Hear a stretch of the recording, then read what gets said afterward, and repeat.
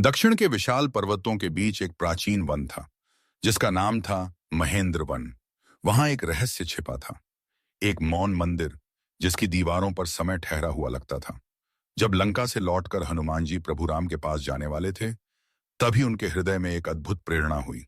उन्होंने मां सीता का संदेश तो दे दिया था, पर मन कह रहा था, अभी मेरी सेवा यहीं पूर्ण नहीं हुई। उन्होंने सेना से अलग होकर उस वन की ओर प्रस्थान किया। हवा में एक अनजाना चिंतन था, जैसे कोई ग्रहण, कोई शुभ संकेत साम सात के साथ साथ बह रहा हो। हनुमान जी के भीतर कुछ जानना चाहता था। लंका में मां ने मुझे केवल संदेश ही नहीं दिया, उन्होंने मुझ पर भरोसा भी दिया। क्या मैं उस भरोसे का संपूर्ण उत्तर दे पाया? इस प्रश्न के उत्तर की खोज में वे चलते चलते उस रहस्यमय मंदिर तक पहुंचे। मंदिर के अंदर कोई मूर्ति नहीं थी, केवल एक अग्निकुंड शांत पड़ा था, मानो उसको प्रतीक्षा हो किसी प्राणवान व्रत की। एक स्वर भीतर से आया, हे रामदूत, यहां दीप प्रज्वलित करो। हनुमान जी चौंक गए। अग्नि का मंदिर, बिना देवता की मूर्ति, कौन उनसे संवाद कर रहा था? फिर उन्हें स्मरण आया, देवता मूर्ति में नहीं, भाव में वास करते हैं। उन्होंने अग्नि जलाई।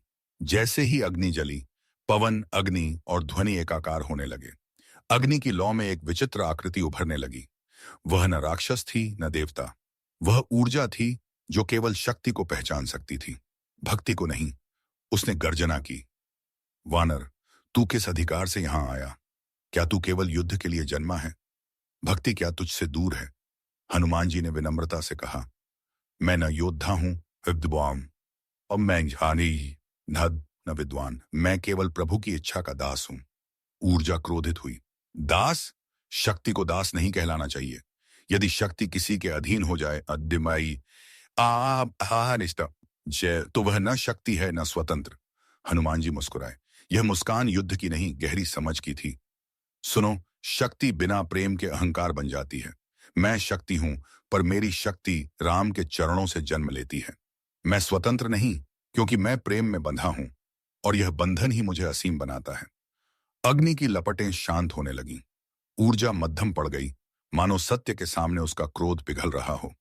हनुमान जी ने आगे कहा कि कोई काम और कर है हम। जो प्रेम से शक्ति लेता है, वह कभी गलत दिशा में नहीं जाता। युद्ध मेरी भक्ति का एक भाग है, समर्पण उसका मूल स्वरूप। अचानक मंदिर की भूमि हिलने लगी और अग्नि ने एक दिव्य प्रकाश प्रकट किया। वह ऊर्जा अब विनम्र होकर बोली, हे भक्त, मेरा उद्देश्य था तुम्हारा अहंकार परखना, पर तुम्हारा अहंकार तो सेवा में खो चुका है। इसलिए यह अग्नि अब तुम्हारी आज्ञा में है। अग्नि शांत होकर समर्पण की ज्वाला में बदल गई, एक ऐसी शक्ति जो संरक्षण करती है, विनाश नहीं। हनुमान जी ने उस अग्नि को अपने हाथों में धारण किया, और वह दहन अग्नि किसी जलन के बिना उनके करों में चमकती रही। वे बोले, यह अग्नि अब राम के धर्म की रक्षा करेगी, न कि किसी का अंत मात्र क्रोध में करेगी। मैं इसे लंका में नहीं जलाऊंगा, केवल धर्म के न्याय में ही इसका उपयोग होगा। वन के देव, पशु पक्षी, पर्वत, सब मौन थे, मानो उस क्षण को साक्षी मानकर नतमस्तक हो गए हों। हनुमान जी ने अग्नि को अपने हृदय में स्थान दिया और वन से वापस लौट पड़े। चलते समय एक ही विचार था, सीता मां ने मुझे विश्वास दिया था, और मैंने उस विश्वास को शक्ति में बदल दिया। अब मैं लौटता हूं, स्वयं अशात हूं, केवल संदेशवाहक बनकर नहीं, धर्म की ज्योति लेकर। जब वे लौटकर राम के सामने पहुंचे, उनके करों से स्वर्णिम प्रकाश फूट रहा था, पर उन्होंने कुछ नहीं कहा। राम ने केवल देखा और उनकी आंखें कह उठीं, हनुमान, यह सेवा थी या साधना? हनुमान केवल मुस्कुराए। प्रभु, वो है दबा मैम, अब बोलता हूं तो शब्द बनते हैं, जब आप देखते हैं वह भक्ति बन जाती है। और उस दिन से अग्नि केवल शक्ति नहीं रही, वह हनुमान की भक्ति में बंधी निष्कलंक धर्म की साक्षी बन गई।